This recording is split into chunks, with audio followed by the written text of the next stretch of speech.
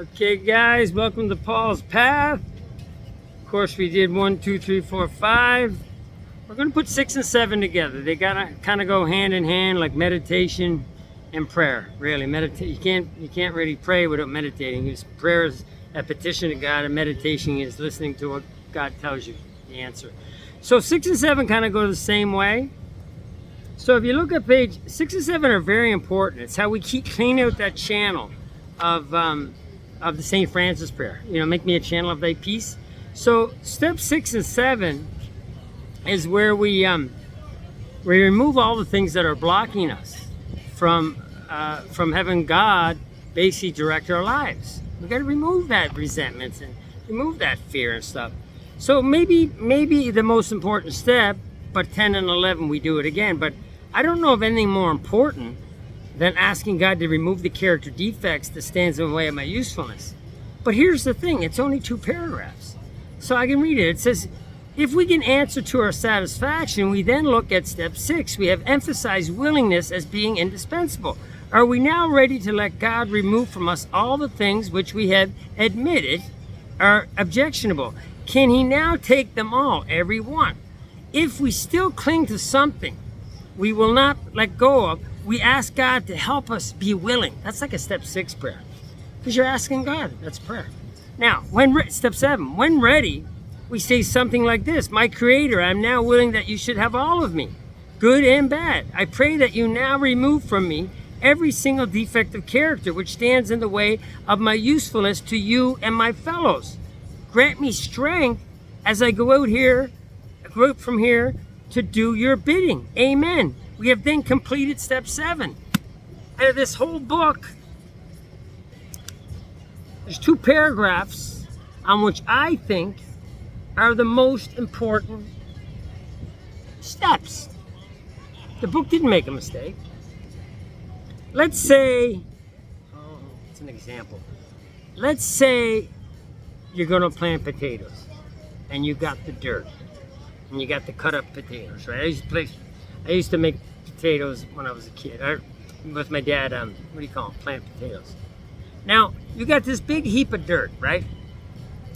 And you got the cut up potatoes, and you got no way of smoothing out the dirt and shoveling the holes and to put the potatoes in. Now you got to go to Home Depot or whatever hardware store, Ace Hardware, but they're expensive. And you got to get a shovel, and you got to get a rake. Now, when was the last time you saw directions? Very important tools, by the way. When was the last time you saw directions on a shovel or a rake and you bought one? Never. You're just supposed to know how to use those. They don't put directions on rakes or shovels. There's not a whole lot of directions on 6 and 7. We're just going to ask God to remove them and be sincere. And you better believe, if we're sincere and we work the first 5 steps honestly, you better believe he will remove them or start to reduce them. We don't need a whole lot of directions on a pick or shovel. Or was it not pick? Shovel or rake. We don't need a whole lot of directions on 6 and 7. We're just supposed to know how to use them. We're supposed to know how to ask God, okay, to remove our shortcomings. We're supposed to know how to be willing to have him remove them, because we got willing in between steps 1, 2, 3, 4, and 5. When I did step 5, I couldn't wait to be rid of my inconsideration and my self-pity and my anger. It served me nothing in life. And what do I got to do about it? Get ready to have God remove them. And when they come up, humbly ask him to remove them. And be sincere, because there's no money in it. There's no money in it. It serves nothing. All it did was give me bad relationships, put me in jail, and I almost drank myself to death. The book says that the chief activator of our character defects is self-centered fear. Primarily fear we're not going to get something we demand, or we're going to lose something we possess. Keeps us in constant turmoil. What's the answer? To move out from self, because self will kill us, towards others and towards God. It's just a simple 2 paragraphs, but they're so important. There's no directions on a rake and shovel, but they're so important if you want to make potatoes. So if you want to get sober, 6 and 7 are really important, and they don't need a whole chapter on it. You just want to be ready, once you get ready through 1 through 5, and then when they pop up, please God help me, this don't fit no more.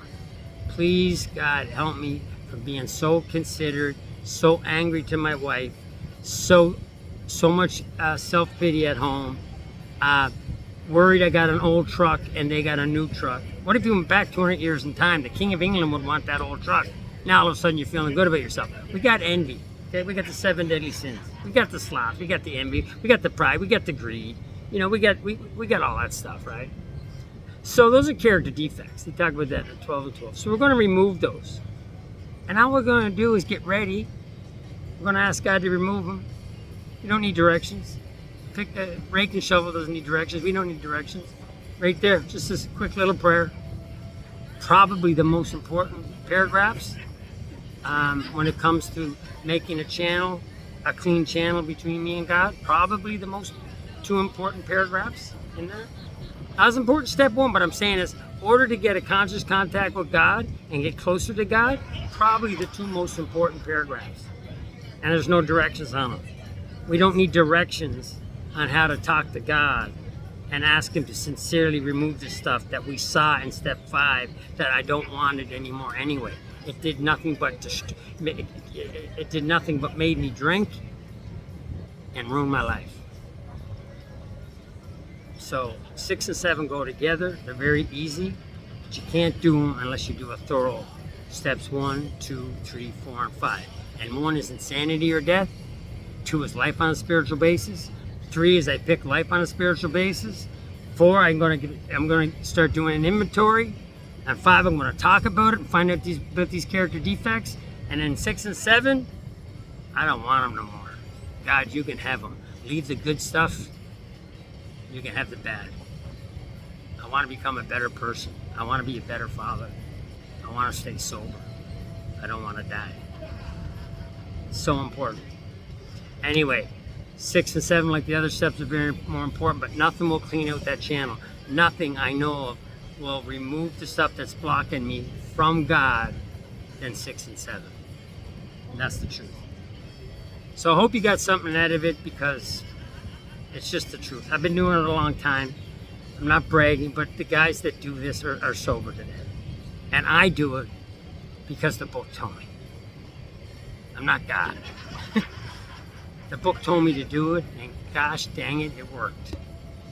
Coming up on 19 years sober. Never thought about a drink in over 18 years. Why? Spiritual principles. I've had a personality change sufficient to recover from alcoholism. I'm not the same person I was. The same man will drink again. But we have a personality change sufficient to recover from alcoholism when we apply spiritual principles to our life. I'm not even the same guy. I no longer require a drink. I'm comfortable in my own skin. What can I do for you? That's the program. Love you all. Hope you got something out of it. And we shall talk tomorrow about step 8. Love you all.